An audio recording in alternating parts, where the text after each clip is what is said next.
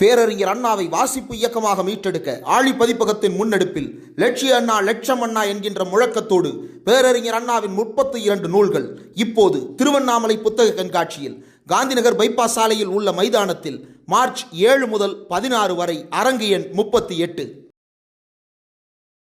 பேரறிஞர்களுக்கு வணக்கம். இன்று நம்மோடு பேசுவதற்காக அரசியல் திறனாய்வாளர் திரு பாலச்சந்திரன் அவர்கள் இருக்கிறார். அவரோடு பேசலாம். சார் வணக்கம். சார் வணக்கம். சந்தோஷ்குமார் வணக்கம். சார், மேற்கு வங்கத்துல திரிணாமுல் காங்கிரஸ் 42 தொகுதியிலும் தனித்து போட்டியிடுறதா சொல்லி வேட்பாளர் பட்டியலை அறிவிச்சிருக்காங்க. இதற்கு காங்கிரஸ்ல இருந்து கொஞ்சம் சுணக்கம் சொல்லப்படுது. இதை எப்படி சார் புரிஞ்சுக்கிறது?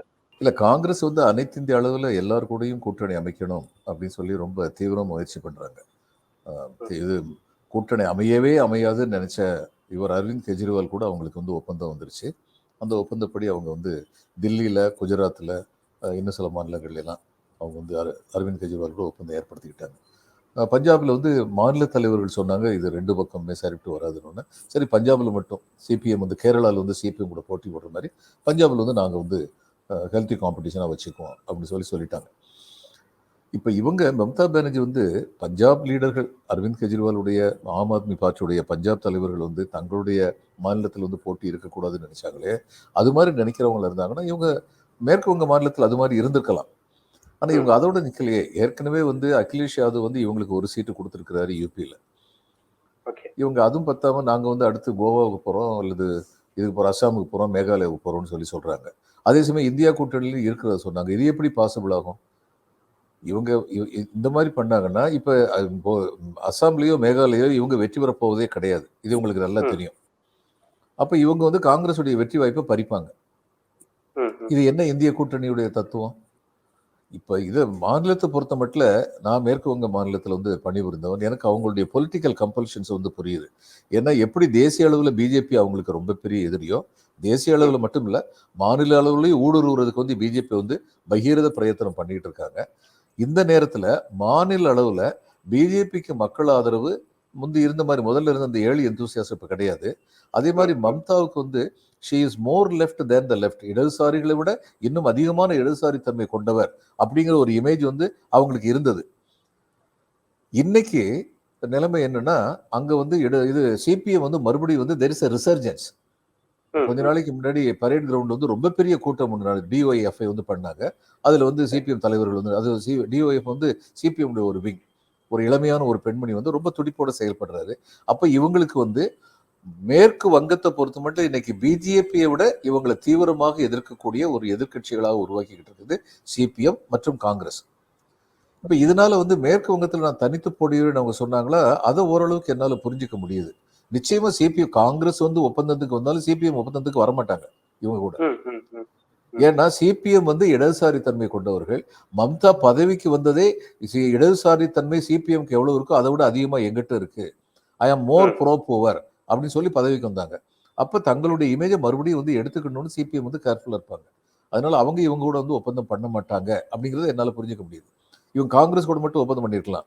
காங்கிரஸுக்கு இன்னைக்கு வரைக்கும் நார்த் பெங்கால்னு சொல்லுவோம், இந்த மால்தா, அதுக்கப்புறம் ஓரளவு அந்த சிலிகுரி பக்கம், சிலிகுரி ஜல்பைகுரி பக்கம், அடுத்து இந்த பக்கம் இந்த முர்ஷிதாபாத், அடுத்து இதுல கல்கத்தா சைடுல ஓரளவு செல்வாக்கு இன்னும் உண்டு. முர்ஷிதாபாத், மால்தாலாம் அவங்களுக்கு நல்ல செல்வாக்கு உண்டு.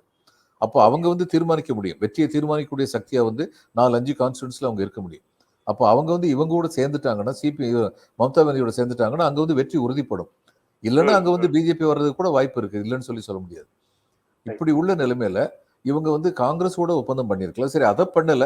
என்னைய மாநிலத்தை பொறுத்த மட்டும் நான் இதாத்தான் இருப்பேன், தனியா தான் இருப்பேன், என்ன இருந்தாலும் நான் இந்தியா கூட்டணியில் தான் இருக்க போறேன் அப்படின்னு சொல்லியிருந்தா இவங்க தன்னுடைய மாநிலத்தில் மட்டும் அப்படி இருந்திருக்கலாம். ஏற்கனவே அகிலேஷ் யாதவ் ஒரு சீட்டு கொடுத்திருக்காரு டிஎம்சிக்கு. சரி, அங்க இந்திய கூட்டணிங்கிற பேர்ல காங்கிரஸ் ஒதுங்கி இருக்கலாம். ஆனா மத்த மாநிலங்களில் போட்டி போடுறேன்னு சொல்றது காங்கிரஸ் சான்ஸை குலைக்கிறது தானே. இது என்ன இந்திய கூட்டணி? அதனால இது அவ்வளவு தெளிவான ஒரு அரசியல் பார்வையாக இல்லை. இது இந்திய கூட்டணிக்கு ஆதரவான ஒரு அரசியல் பார்வையாகவும் இல்லை அப்படிங்கறத உண்மை. சார், ஜெயராம் ரமேஷ் சொல்றாரு 2 பேரும் டிஸ்கஸ் பண்ணி ஒரு வேட்பாளர் கூட அறிவிச்சிருக்கலாம், ஆனா தன்னிச்சாவே அறிவிச்சிருக்காங்க அப்படிங்கிற மாதிரி சொல்லியிருக்காரு. அதிர் ரஞ்சன் சௌத்ரியும் சொல்லியிருக்காரு சில விஷயங்களை. இது கொஞ்சம் முட்டல் போக்குகளை அதிகரிக்குதோ அப்படிங்கிற ஒரு பார்வையை கொடுக்குது. அது எப்படி சார் புரிஞ்சுக்கிறது? Mamata Banerjee is a difficult லீடருங்க. அவங்க பை இம்பல்ஸ் இன்ஸ்டிங்க்ட் போறவங்க. ஆனா அவங்க வந்து வாழ்க்கையில வந்து பல சவால்களை வந்து ரொம்ப சக்சஸ்ஃபுல்லா எதிர்நோக்கினவங்க. ஒரு தடவை அவங்களை வந்து கொல்றதுக்கே ஒரு முயற்சி நடந்தது. முட்டாள்தனமா யாரோ ஒருத்தங்க முயற்சி பண்ணாங்க. கழுத்தை வெட்ட வந்தபோது அவங்க இதுல வந்து தோள்பட்டையில வந்து அந்த அருவா வந்து பாஞ்சிருச்சு. அவங்க அந்நேரம் வந்து தென் கல்கத்தா தொகுதியில நினைக்கிறேன் நாடாளுமன்ற தொகுதியில வந்து அவங்க போட்டி போட்டாங்க. அன்னைக்கு நான் இதில் இருந்தேன், ரிட்டையர் ஆகலை நான். அந்நேரம் நான் வந்து சொன்னேன், அந்நேரம் கவர்மெண்ட் ஆஃப் இந்தியாவில் இருந்தேன். அந்நேரம் நான் சொன்னேன், இந்த ஒரு அறிவாளுடைய வடு மம்தா பானர்ஜியை நிரந்தரமான வெற்றிகரமான அரசியல் தலைவராக மாற்ற போகுது. ஏன்னா பெண்கள் வந்து பங்காளிகள் வந்து பெண்களை மிக அதிகமாக மதிப்பவர்கள். ஒரு பெண்ணை வந்து இது மாதிரி வந்து கொலை முயற்சியில் ஈடுபட்டாங்கன்னா அதனுடைய பழி அத்தனையும் சிபிஎம் மற்றும் லெஃப்ட் ஃப்ரண்ட் மேலே தான் போகுது. அதனால வந்து இது ரொம்ப மோசமான விளைவுகளை ஏற்படுத்துவாங்க. அதே மாதிரி முதல் தரம் வந்து மம்தா வந்து சட்டமன்ற தேர்தலில் வெற்றி பெற்றதுக்கு காரணம் ஆன்டி இன்கம்பன்சி. ஏற்கனவே 40 வருஷத்துக்கு மேலே பதவியில் இருந்தாங்க லெஃப்ட் ஃப்ரண்ட். அதனால ஒரு ஆன்டி இன்கம்பன்சி ஃபேக்ட். அவங்களுக்கு என்னன்னா, இவங்களுக்கு மாற்று யாரு அப்படின்னு சொல்லி, பொதுவாகவே இடதுசாரி மனப்பான்மை கொண்ட வங்க மக்கள் இவங்களுக்கு மாற்று யாருன்னு எந்த வழியுமே கிடைக்கலன்னு சொல்லி இருந்தபோது மம்தா பானர்ஜி வந்து நான் தான் மாற்று, பரிவர்த்தன் ஹோகா, மாற்று ஏற்பாடு உருவாக வேண்டும் அப்படின்னு சொல்லி கேட்டாங்க. கேட்டபோது நியூட்ரலா இருந்த பல பேர் வந்து இவங்களுக்கு வந்து ஓட்டு போட்டாங்க. அதனால அது வந்து ஆன்டி இன்கம்பன்சி ஓட்டு. முதல்ல இவங்க சட்டமன்றத்தில் ஜெயிச்சு, 2வது சட்டமன்றத்தில் ஜெயிச்சது வந்து இவங்க நல்ல நலத்திட்டங்கள்லாம் செயல்படுத்தினாங்க அந்த முதல் 5 வருஷத்துல. அதனால அது வந்து ப்ரோ மம்தா ஓட்டு 2வது தரம். அதே தவிர மம்தா இன்னொரு தவறு பண்ணாங்க. நேரம் லெஃப்ட் ஃப்ரண்ட் தான் தன்னுடைய முதல் எதிரின்னு சொல்லி சிபிஎம் லெஃப்ட் ஃப்ரண்ட்டை காலி பண்ணணும், அரசியல் அதிகாரத்துல அரசியல் பலத்தை காலி பண்ணணும் அப்படின்னு நினைச்சு அந்த முயற்சியில் வந்து பெருமளவு வெற்றி கண்டாங்க. சிபிஎம் வந்து ரொம்ப படுதோல்வியை சந்திச்சது இவங்களுடைய 2வது இது முடியும் பொழுது. ஆனால் இவங்க எதிர்பார்க்காத கோளாறு என்னன்னா, எந்த ஒரு சட்டமன்றத்திலையும், அதுவும் அரசியல் விழிப்புணர்வு உள்ள வங்காளத்தில் வந்து ஒரு சரியான ஆளுங்கட்சி இருந்தால் அதற்கு சரியான எதிர்கட்சியும் இருக்க வேண்டும் என்று மக்கள் எதிர்பார்ப்பார்கள். அப்ப சிபிஎம் காலி பண்ணும்போது அங்க இருந்த வெற்றிடத்தை பிஜேபி பிடிச்சுக்கிட்டாங்க. இப்படித்தான் பிஜேபி வந்து ஒரு ரைட்டிஸ்ட் ஃபோர்ஸ் வந்து இவ்வளவு மக்கள் மத்தியில் அங்கேயும் வந்து பிரிவினையின் காரணமாக ஏற்பட்ட வடுக்கள் இருக்கின்றன. அதையெல்லாம் வந்து காங்கிரஸோ சிபிஎம்மோ அந்த வடுக்களை குறைப்பதற்கான முயற்சிகள் ஈடுபட்டு கொண்டிருந்தார்கள். ஆனால் இவங்க வந்து பிஜேபி வந்து அதை மறுபடியும் வந்து அதை தூண்டி விட்டாங்க. There was a space. அதனால அவங்க வந்துட்டாங்க. ஆனா 3வது தடவை இவ்வளவு மகத்தான வெற்றி மம்தா பானர்ஜி பெற்றுக்கிறது காரணம் மம்தா பானர்ஜி இல்லை, அதனுடைய முழு பெருமையும் நரேந்திர மோடி தான் போயிடுச்சு. ஏன்னா அவங்க ஆடின ஆட்டம் இருக்கே அந்த எலெக்ஷன் சமயத்துல. என்னுடைய நண்பர் ஒருத்தர் ஐஏஎஸ்ல இருந்து ரிட்டையர் சொன்னாரு, பாலா எனக்கு இன்னும் இன்ஃபர்மேஷன் வந்திருக்கு, 200 சார்ட்டர்டு பிளேன் வந்தது. வங்காளிகளுக்கு இப்படிப்பட்ட ஆடம்பரங்கள்லாம் பிடிக்காது. சார்ட்டர்ட் பிளேன்ல வந்ததுன்னா அதுல என்ன வந்துச்சு, பணம் வந்துச்சா, பணம் வந்ததுன்னா அது கீழே போய் சேர்ந்துருக்காது. ஏன்னா பேராசை பிடிச்ச பல பேர் வந்து புதுசா பார்ட்டிக்கு வர்றவங்களாம் அதில் என்ன பண்ணாங்கன்னு தெரியாது. முதல்ல பணம் வந்துச்சானே தெரியாது, வந்துச்சுனால என்ன ஆனது நமக்கு தெரியாது. ஆக இந்த மாதிரி ஆடம்பரம், இந்த மாதிரி சார்ட்டர்ட் பிளேன் அதுன்னு வந்தது. இது எல்லாத்தையும் தவிர டைமண்ட் ஹார்பர் உலிபேரியா அப்படிங்கிற இடத்துல ஹவுரா டிஸ்ட்ரிக்ட்ல பிரதம மந்திரி வந்து தேர்தல் பரப்புரை செய்யும் பொழுது இன் மை ஒப்பீனியன் ஒரு மிகப்பெரிய தவறு பண்ணார். இந்த ரோட்ல வந்து நம்ம வந்து ரொம்ப ஒரு பெண்களை கேலி பண்ணி கூப்பிடுறது வந்து நம்ம தமிழ்நாட்டில் எக்காவ் எக்காவ் அப்படின்னு கூப்பிடுவாங்க. அது ரொம்ப கீழ்த்தரமான ஒரு அட்ரஸிங். அதே மாதிரி பிரதம மந்திரி தீதி ஒய் தீதி அப்படின்னாரு அந்த கூட்டத்தில். அந்த இதை வந்து டெலிகாஸ்ட்டை நான் பார்த்த உடனே என்னோட நண்பர்கிட்ட சொன்னேன், இந்த 1-2 வார்த்தைகளுக்காக பிஜேபி 30 லட்சம் ஓட்டை இழந்துடும். ஏன்னா எனக்கு பெங்காலிஸை பற்றி தெரியும். அப்படி தன்னுடைய அவங்களுக்கு பெங்காலிஸ்க்கு இன்னொரு எரிச்சல் வரும்ல, எங்க வீட்டு பொண்ணை நீ வெளியிலிருந்து வந்து இந்த மாதிரி பேசிக்கிட்டு இருக்கியா அப்படின்னு கோபம் வரும்ல. அதனால எப்படியும் 3வது தடவை வெற்றி அடைஞ்சிருப்பாங்க மம்தா. ஆனா இவ்வளவு பெரிய வெற்றி அடைந்ததுக்கு காரணம் நரேந்திர மோடி தான். அதனால இன்னைக்கும் அவங்க வந்து பிஜேபி வந்து இதுல வந்து ஒரு ஃபங்க்ஷனல் அனார்கிங்கிற மாதிரி தான் அங்க வந்து ஆட்சி நடக்குதுன்னு சொல்லுவாங்க. இதுல மேற்கு வங்கத்துல வந்து எல்லா மாநிலத்திலையும் அப்படித்தான் இருக்கு. மேற்கு வங்கத்தை பத்தி எதுக்கு மட்டும் எதுவும் குறை சொல்றீங்க? டெமோக்ரஸி இந்தியாவில வந்து ஒரு ஃபங்க்ஷனல் அனார்கி அப்படிங்கிற மாதிரி தான் இருந்துகிட்டு இருக்கு. நிறைவு பெற்ற குடியரசாக இன்னும் இல்லை. பெங்கால்லேயே அதே மாதிரி தான் இருக்கு. இந்த சந்தேஷ்காலி போன்ற நிகழ்வுகள் நடக்கிறதுக்கு அதுதான் காரணம். இப்ப இவங்க வந்து சந்தேஷ்காலியை பத்தி சிபிஎம் வந்து பெருமளவுல வந்து அவங்க பேசுறது செல்லும், ஆனா பிஜேபி பேசுறது செல்லாது. ஏன்னா பிஜேபி பேசும்போது இன்னொன்னு, இதை வந்து ஒரு இந்து முஸ்லீம் இது மாதிரி கொண்டு வர்றதுக்கு பிஜேபி முயற்சி பண்ணாங்க, அது நடக்கல. ஏன்னா யாரை வந்து பிரதான குற்றவாளியை சொல்றாங்களோ அவருக்கு கூட இருந்து குற்றம் புரிஞ்ச 2 பேர் இந்துக்கள் அங்க வந்து. அப்ப இதை வந்து அவங்க வந்து இந்த எதுக்கெடுத்தாலும் இந்து முஸ்லீம் கொண்டு வரதுக்கு முயற்சி பண்ணும். இப்படித்தான் நாட்டை கெடுத்து கேவலமாக்குறதுக்கு முயற்சி பண்ணிட்டு இருக்காங்க. சார் இப்போ நீங்க களத்துல ஒர்க் பண்ணிருக்கீங்க மேற்கு வங்கத்துல, அங்க கலை யதார்த்தம் எப்படி சார் இருக்கும்? இப்போ பிரச்சாரம் எப்படி நடக்கும்னு நினைக்கிறீங்க? திரிணாமுல் காங்கிரஸ் தனியா நிக்கிறாங்க, காங்கிரஸ் சிபிஎம் தனியா நிக்கிறாங்க போது பிரச்சாரம் வந்து எதை எதிர்த்து யாரை எதிர்த்து வந்து பிரச்சாரம் பண்ணுவோம்னு நினைக்கிறீங்க? பாஜக தான் ஒற்றை எதிரியா நிறுத்துவாங்களா? இல்ல, திரிணாமுல் எல்லாரும் எதிர்த்து பிரச்சாரம் பண்ணுவாங்க. காங்கிரஸ் வந்து பிஜேபி திரிணாமுல் ரெண்டு பேரும் எதிர்த்து பிரச்சாரம் பண்ணுவாங்க. சிபிஎம் வந்து திரிணாமுல் பிஜேபி ரெண்டு எதிர்த்து பிரச்சாரம் பண்ணுவாங்க. அப்படிதான் போகும். அப்ப ஓட்டு பர்சன்டேஜ் பிரியத்து வாய்ப்பு இருக்குல்ல சார்? ஆமா, பிரிய வாய்ப்பு இருக்கு. என்னுடைய கணிப்பு என்னன்னா, இவங்க வந்து பிஜேபி, திரிணாமுல் காங்கிரஸ், சிபிஎம், அதாவது லெஃப்ட் ஃப்ரண்ட் எல்லாரும் சேர்ந்துருந்தாங்கன்னா 42 இவங்களுக்கு தான் வந்திருக்கும். இன்னைக்கு காங்கிரஸுக்கு 1 or 2 வரலாம். ஏன்னா பார்லிமெண்ட்லயே அவங்களுக்கு 2 சீட் தான் கிடைச்சது. இவங்க என்ன சொல்றாங்க, திரிணாமுல்ல வந்து மம்தா என்ன சொல்றாங்கன்னா, பார்லிமெண்ட்ல உங்களுக்கு 2 சீட் கிடைச்சது, அப்புறம் அடுத்து வந்து நாடாளுமன்ற தேர்தல் 1 கூட கிடைக்கலையே, இதானே உங்களுடைய ஸ்ட்ரென்த் அப்படின்னு சொல்ல வர்றாங்க. இப்ப நாடாளுமன்ற தேர்தல் இது அசம்பிளி எலெக்ஷன் நடந்து இன்னைக்கு 2-3 வருஷம் ஆக போகுது. இதுக்கு இடையில உள்ள அரசியல் சூழ்நிலைகள், மாற்றங்கள், இதையெல்லாம் பார்க்கணும்ல. அதை அவங்க பார்க்க மாட்டேங்கிறாங்க. பார்க்கறதுக்கு ரெடியா இல்லை அவங்க. நாங்க பழைய இதெல்லாம் போவோம், தனக்கு வசதியா இருக்குது எதுவோ அதை தான் எல்லாருமே பேசுவாங்க. நான் என்ன எதிர்பார்க்கிறேன்னா, நான் ஜோசியம் சொல்றது இல்லை, அரசியலில் வந்து அதுவும் இதுல வந்து தேர்தல் முடிவு எப்படி இருக்கணும்னு தேர்தல் நடக்கிறதுக்கு 1 வாரத்துக்கு முன்னாடி தான் ஏறக்குறைய தெரிய வரும். அதுக்கு முன்னாடி வரைக்கும் எத்தனையோ சித்து வேலைகள் நடக்க முடியும். நாளைக்கு தேர்தல் நடந்து இன்னைக்கு உள்ள நிலைமை இருந்ததுன்னா, மம்தா பானர்ஜி கூட்டணி சேராம இருந்தாங்கன்னா பிஜேபி ஒரு 5 இடத்தை பிடிக்கும், 5லேருந்து 7 இடம் பிடிக்கும். மீதி இடங்கள்ல பெரும்பான்மை வந்து இவங்க பிடிப்பாங்க, மம்தா. ஆனா இந்த தரம் CPM will open it's chapter, open it's account, and Congress will retain it's account. இதுதான் நடக்கும். அதனால இது வந்து மம்தாவுக்கு வந்து ரொம்ப பெரிய வெற்றியை தராது. ஆனா அவங்க தான் பெரும்பாலான இடங்களில் வெற்றி பெறுவாங்க.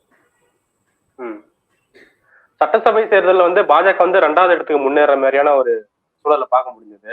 ஆனா இப்போ வந்துட்டு இதே நிலைமை தான் நாடாளுமன்ற தேர்தலில் நீடிக்குதோ அப்படிங்கிற கேள்விதான் எழுது இந்த இது மூலமா. அப்படி வராது இல்ல, அந்த அளவுக்கு வராது. அவங்க ஏதோ ஒரு 60 சீட் வந்திருந்தாங்கன்னா அதுக்கு ஈக்குவலண்டா வந்து ஏற்கனவே வந்து நாடாளுமன்ற தேர்தலில் வந்து அவங்க 10 சீட்டுக்கு மேல வாங்கியிருந்தாங்க. அந்த அளவுக்கு இந்த தரம் வாங்க முடியும்னு எனக்கு தோணல. ஒரு கணிப்பு வந்து சரியா சொன்னாங்க, இவங்க 370 சீட் வாங்கணும்னு சொல்லும்போது ஒருத்தர் சொன்னாரு, நார்த் இந்தியாவை பொறுத்த மட்டும் BJP has reached is Plato, இதுக்கு மேல அவங்களால வந்து அதிகமா வாங்க முடியாதுன்னாங்க. மேற்கு வங்கத்திலையும் ஏற்கனவே இருந்ததை விட கம்மியா தான் வாங்குவாங்க. நீதிபதி வந்து பாஜக ரிட்டையர் ஆன உடனே பாஜக போய் சேர்றத பார்க்க முடியுது. ஏற்கனவே நம்ம நிறைய விஷயங்களை பார்த்திருக்கோம். ஆதரவா தீர்ப்பு கொடுத்த எல்லா நீதிபதிகளுக்கும் ஒரு சகாயமான வேலைகள் கொடுத்துருக்காங்க, ஒரு பதவி கொடுத்துருக்காங்கன்னு போது இவர் வந்து டைரக்டா பிஜேபியிலே சேர்றாரு. இது எப்படி சார் புரிஞ்சுக்கிறது? ஒரு நீதிபதி இதுக்காக தான் காத்துக்கிட்டு இருந்தாரோ அப்படிங்கிற கேள்வியெல்லாம் வைக்கிறாங்க. நான் பாஜக என்ன அணுகுச்சு, நானும் பாஜக அணுகுறேன்னு வேற ஓப்பனாவே சொல்றாரு. இது வந்து நீதித்துறை மேலே ஒரு கேள்வி எழுப்பு. ஆமா, வந்துருச்சு, என்ன செய்ய முடியும்? இப்படி நடந்திருக்க கூடாது, நடந்துருச்சு. தமிழ் சொல்லுவாங்கல்ல, மங்கை சூதகமானால் கங்கைக்கு செல்லலாம், கங்கை சூதகமானால் எங்கு செல்வது. அது மாதிரி சார் அவர் வந்து ஏற்கனவே மம்தா பானர்ஜிக்கு எதிராக, கவர்மெண்ட்டுக்கு எதிராக நிறைய தீர்ப்பு கொடுத்ததா சொல்லப்படுது. அந்த தீர்ப்புகளை எல்லாம் மறுசீராய்வு பண்ணணும் அப்படிங்கிற கோரிக்கை எல்லாம் வைக்கிறாங்க சார். இது வந்து சாத்தியம் நினைக்கிறீங்களா நீங்க? அதெல்லாம் நடக்குது, அதெல்லாம் பாசிபிள் இல்லை. இன்னொன்னு சொல்றேங்க, எனக்கு வந்து தனிப்பட்ட கூர்மையான அரசியல் கருத்துக்கள் இருந்தால் கூட என் தொழில் நேர்மை எனக்கு இருந்ததுன்னா என்னுடைய தொழில வந்து நான் நேர்மையா இருக்க முடியும்.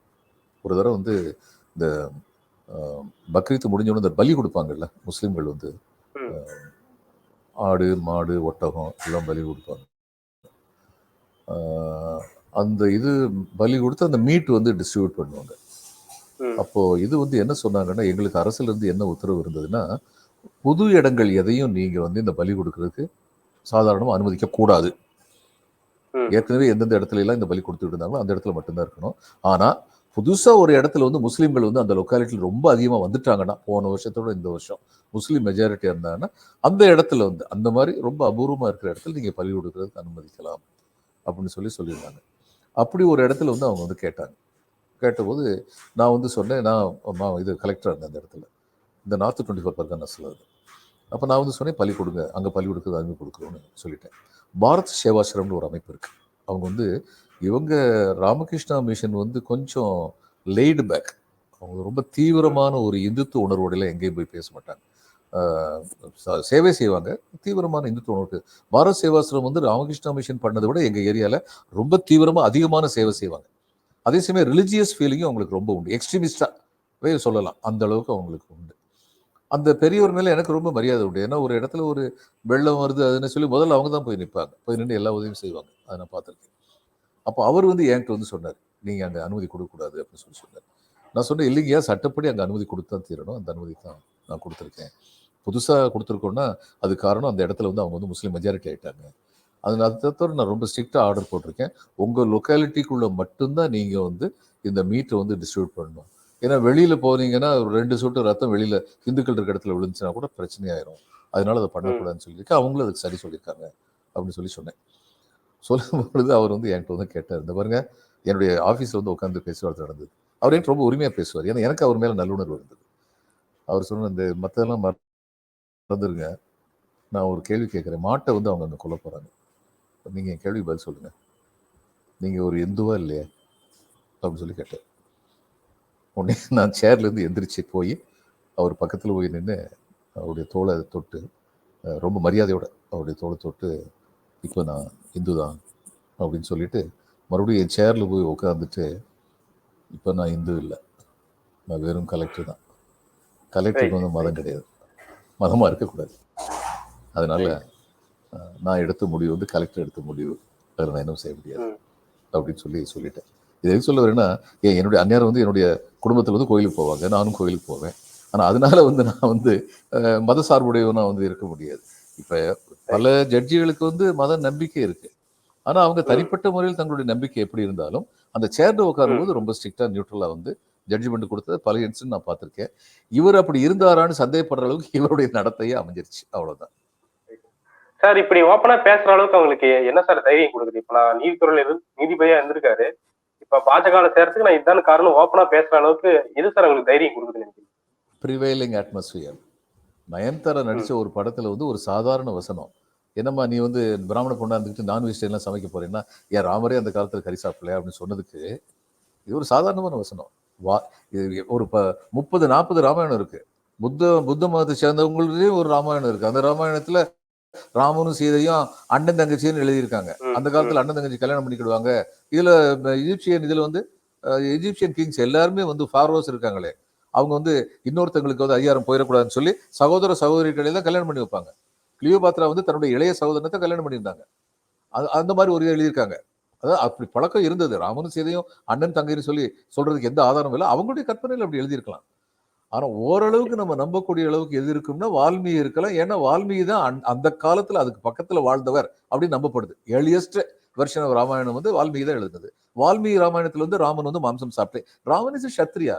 சத்திரியனுக்கு வந்து மாம்சம் சாப்பிடக்கூடாதுன்னு கிடையாது, அவங்களுடைய தர்மத்துக்கு விரோதமானது கிடையாது. அவர் இது சாப்பிட்டாரு அப்படின்னு சொல்லி எழுதியிருக்காரு. அப்படி இருக்கும்போது இந்த வசனம் வந்து எப்படிப்பட்ட ஒரு போலீஸ்ல லாட்ஜ் பண்றாங்க. சரி பரவாயில்ல, போலீஸ் லாட்ஜ் பண்ணிட்டு ஒரு கேஸ் நடக்கட்டும் இல்லாம ஓடிடி தளத்துல இருந்து அதை இமீடியட்டா ரிமூவ் பண்ணிட்டாங்க அந்த படத்தை. ஏன்? சாதாரண ரிமூவ் பண்ணிருக்க மாட்டாங்க. இன்னைக்கு ப்ரிவேலிங் அட்மாஸ்பியர், மத தீவிரவாதங்கள் அதிகமாக பேசப்படுகிற நேரத்தில் நம்ம மாட்டுக்கு படத்தை போட்டு நம்ம லாபம் எது குறையணும்னு சொல்லி அவங்க வந்து ஓடிடிக்காரங்க வந்து படத்தையே ரிமூவ் பண்ணிட்டாங்க. அப்படிப்பட்ட ஒரு சூழ்நிலை இருக்கிறதுனால தான் இப்படிப்பட்ட பேச்சுக்கள்லாம் வருதுன்னு நினைக்கிறேன். சார், கடைசியா ஒரு கேள்வி சார். இப்போ நீதித்துறை ஆகட்டும் இல்ல இடி ஆகட்டும் எல்லா துறையில இருந்துமே வெளியேறும் அதிகாரிகள் பாஜகவுக்கு ஓப்பனா சப்போர்ட் பண்றதோ இல்ல பாஜக சேர முடியுதோ பார்க்க முடியுது. இப்போ எல்லா நிர்வாகத்துறையில இருந்துமே ஆட்கள் வந்து பரவலா பிஜேபி ஆட்களா வந்து சேர்றத பார்க்க முடியுது. இது எதை சார் உணர்த்துது? நிர்வாகத்துறையே வந்து ஒரு மாதிரி டிஸ்மேண்டில் பண்ணப்படுதோ அப்படிங்கிற சந்தேகம்லாம் வருது, பயம் வருது. எப்படி சார் புரிஞ்சுக்கிறது? போஸ்ட் ரிட்டையர்மெண்ட் சில பேர் ஜெயிக்கிற சைடில் போய் உட்காந்தா வசதின்னு நினைப்பாங்க ரிட்டையர்மெண்ட்டுக்கு அப்புறம். அது மாதிரி சில பேர் எப்பயுமே இருப்பாங்க. அது மாதிரிப்பட்ட ஆட்கள் வந்து போகிறது வந்து இயல்பு. ப்ளஸ் போஸ்ட் ரிட்டையர்மெண்ட்டில் ஆளுங்கட்சிக்கு ஆதரவு இருந்தால் சரி, சில பதவிகள்லாம் இருக்குது, அந்த பதவிகள்லாம் கிடைக்கும், அந்த காரணமாக கூட இருக்கலாம். இது எல்லாம் எதுனாலனா இன்னைக்கு ஆளுங்கட்சி வந்து ரொம்ப வலிமையா இருக்குன்னு அவங்க நினைக்கிறதுனால, ஆளுங்கட்சி வலிமை குறைஞ்சிருக்குன்னு நினைச்சா அடுத்த நிமிஷமே போக்க மாதிரி. எதிரொலிக்கும், டிஎம்சிக்கு எதிராக போகும். ஆனால் அது பிஜேபிக்கு ஆதரவாக போகாது, சிபிஎம்க்கு ஆதரவாக போகும். ஏன்னா பிஜேபியை பார்த்து எல்லாரும் கேட்பாங்க, மணிப்பூர் என்னாச்சு அப்படின்னு கேட்டால் இவங்ககிட்ட என்ன பதில் இருக்கு? நீ ஆடுற மாநிலத்தில் சரி பண்ணிட்டு இங்கே வந்து பேசு அப்படின்னு சொல்லி பேச முடியுங்களா? ம். அதனால இதனால் டிஎம்சி மேல ஏற்படுற அதிருப்தி வந்து சிபிஎம்க்கு ஆதரவா போகலாம். அந்த இடம் வந்து நான் வந்து நார்த் 24 பர்கானாஸ்ங்கிற ஏரியாவில் வருது. ஒரு காலத்தில் நாங்கள் வந்து கலெக்டர் வித் இண்டிபெண்டன்ட் சார்ஜாக நான் பணிபுரிஞ்சிருக்கேன். அந்த சந்தேஷ் காலையில் ரொம்ப வறுமை வயப்பட்ட இடம். ஆனால் வறுமை வயப்பட்ட உடனே பசி பட்டினி கிடையாது. அந்த இடத்த புரிஞ்சுக்கணும் நம்ம. அவங்க கோஸ்டல் ஏரியா போவாங்க, மீன் பிடிப்பாங்க, தங்கள் அளவில் வந்து தங்களுக்கு வேண்டிய உணவு கிடைக்கும். ரொம்ப பெரிய 16 கோர்ஸ் டின்னர்லாம் சாப்பிட மாட்டாங்க. ஆனால் அவங்களுக்கு தேவையான உணவு கிடைக்கும்னு சொல்லி ஒரு மாதிரி அமைதியாக வாழ்ந்து கொண்டிருக்கிற மக்கள். இடதுசாரி மனப்பான்மை உள்ள மக்கள் பொதுவாகவே அந்த கிராமத்தில் உள்ள மக்கள் எல்லாருமே வந்து. ஆனா அங்க சத்தம் இல்லாம இப்படி ஒரு அயோக்கியத்தனம் நடந்திருக்குன்னா அதுக்கு காரணம் என்னன்னா, ஒரு இன்சிடென்ட் எனக்கு நினைவுக்கு வருது. கொஞ்சம் விவரமா சொன்னா உங்களுக்கு விளங்கும். ஹல்தியான்னு ஒரு இடம் மிதினாப்பூர்ல இருக்கு. அந்த ஹல்தியா துறைமுகம் எல்லாம் இருக்கு. அந்த ஹல்தியா வந்து நான் மிதினாப்பூர்ல மாவட்ட ஆட்சியராக இருந்தபோது சென்ட் சேவியர்ஸ்னு ஒரு ஸ்கூல் இருந்தது அங்க. ஒரு நாள் வந்து சீஃப் செக்ரட்டரி எனக்கு ஃபோன் பண்ணி ஹல்தியால என்ன நடக்குதுன்னு சொல்லி கேட்டார். உடனே நான் வந்து என்ன சார் நடக்குது அப்படின்னு சொல்லி கேட்டேன்.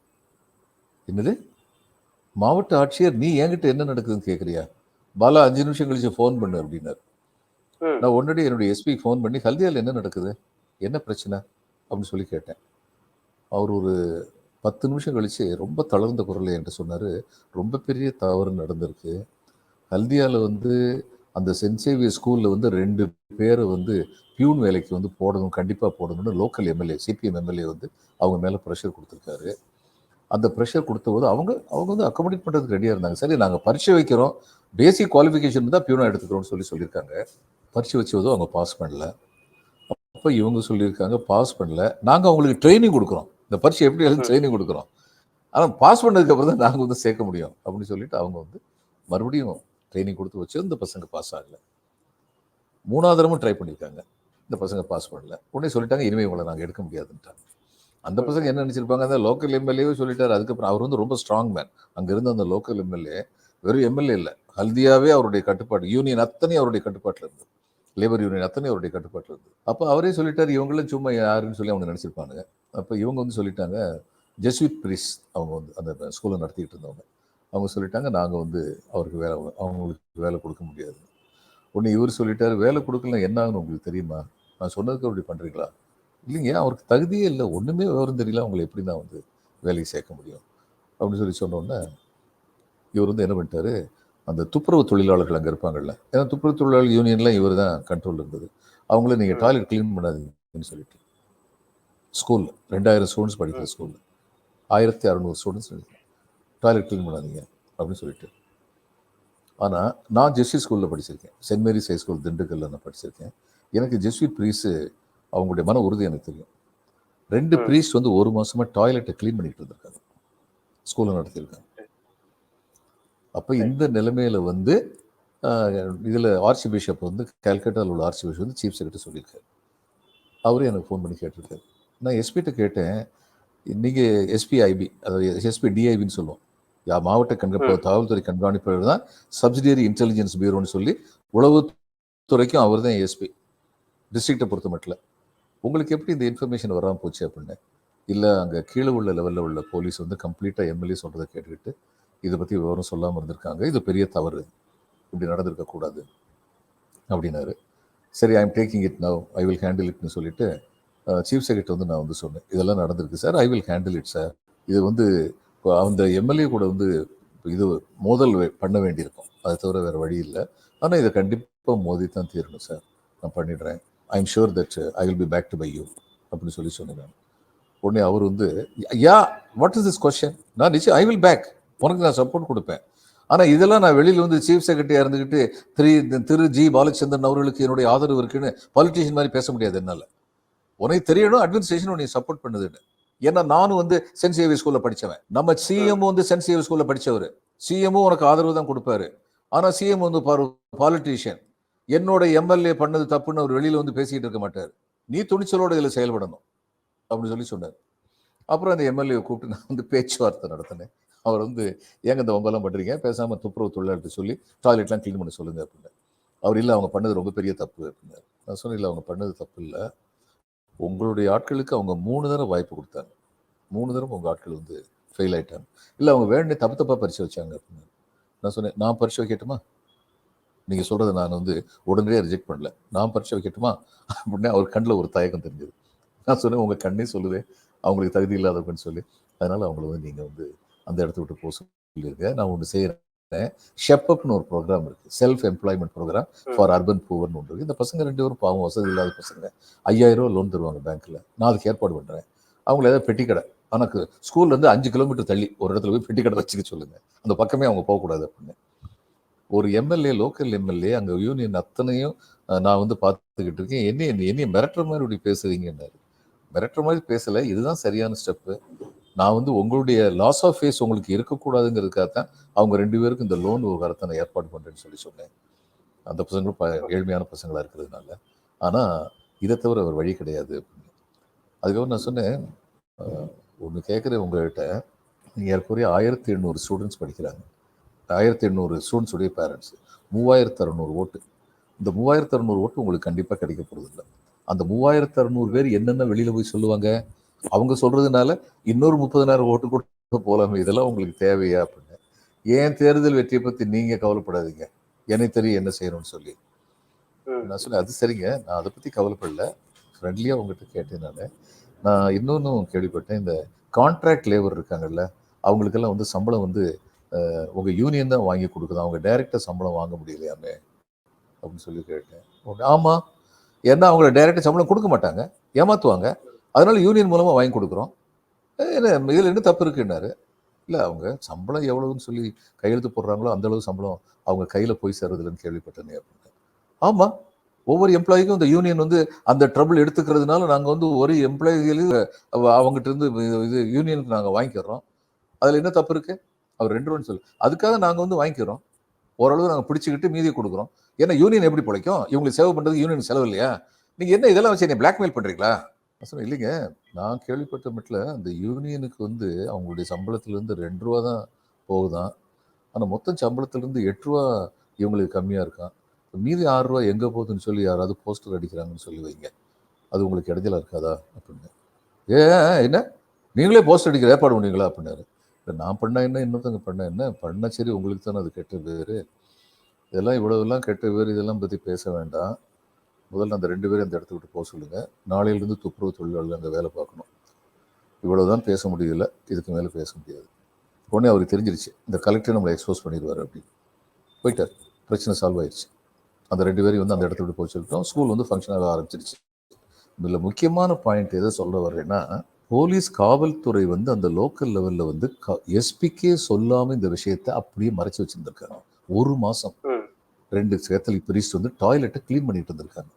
அப்போது காவல்துறை வந்து இந்த அரசியல்வாதிகள் கூட கைகோர்த்துட்டாங்கன்னா கெட்ட காரியங்களுக்கு, அப்போ எப்படிப்பட்ட தீங்கு நடக்கும், அதுக்கு இது ரொம்ப பெரிய உதாரணம், ரொம்ப பெரிய உதாரணம். சந்தேஷ் காலியில் அப்படித்தான் நடந்திருக்கும்னு சொல்லி நான் நினைக்கிறேன். கீழே உள்ள லெவலில் பெர்ஃபெக்டாக அந்த ஆள் பெரிய ஆளியா, அவங்க என்ன சொன்னாங்க எதுக்கு நம்ம கவலை பண்ணுங்கிற மாதிரி இருந்திருப்பாங்க. அதனால பெண்கள் வந்து கம்ப்ளைண்ட் பண்ணால் கூட கம்ப்ளைண்ட் எடுத்துக்கொள்ளப்படாமல் இருந்திருக்கும். இந்த ஆள் பண்ண இது தப்பு என்னன்னா, இடி வந்தபோது அவங்கள வந்து அட்டாக் பண்ணியிருக்காங்க. அட்டாக் பண்ணோன்னே இடி வந்து ஃபுல் ஃபோர்ஸோட வந்துருச்சு. அந்த இடி வந்து அடித்த உடனே ஜனங்களுக்கு ஒரு நம்பிக்கை வந்து யாரும் டச் பண்ண முடியாதுன்னு நினைச்சோம், இப்போ வந்துட்டாங்களே யாரோ அப்படின்னு சொல்லி தைரியமாக ஜனங்கள்லாம் வந்து பேச ஆரம்பிச்சிட்டாங்கன்னு நினைக்கிறேன். உண்மை வெளிவந்தது வந்து மகிழ்ச்சியான ஒரு விஷயம், சந்தேகமே இல்லாமல். இப்படிப்பட்ட உண்மைகள் வெளியில் வர வேண்டும். இது இவங்களுக்கு வந்து டிஎம்சிக்கு வந்து ஒரு பின்னடைவு தான். ஆனால் இந்த பின்னடைவு வந்து பிஜேபிக்கு ஆதரவாக போகாது. இந்த விஷயங்கள் குறித்து நிறைய பகிர்ந்துட்டீங்க சார், ரொம்ப நன்றி. வணக்கம் சந்தோஷ்குமார். வணக்கம்.